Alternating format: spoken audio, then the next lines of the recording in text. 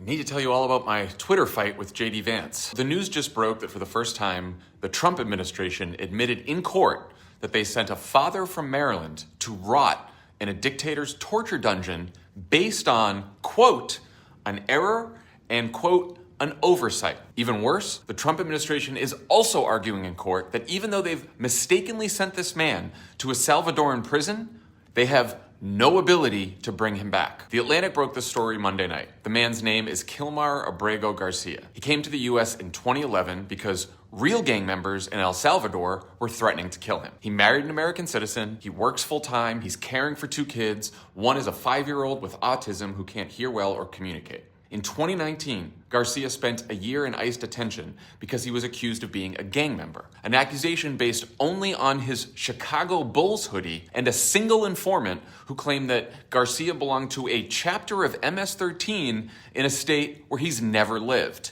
Even the police said they didn't believe the informant. To this day, Garcia has never been charged or convicted of any crime in any country. Garcia ultimately won his case. A judge freed him and gave him a specific legal protection from being deported to El Salvador because the judge was worried that they'd torture or kill him. 6 years later, just a few weeks ago, as Garcia was picking up his son after work at his grandmother's house, ICE agents stopped him, handcuffed him, took him away from his family, and sent him to prison in El Salvador without any due process. And his wife only knew this because she saw his picture on TV. I was shaking with anger when I read this story last night.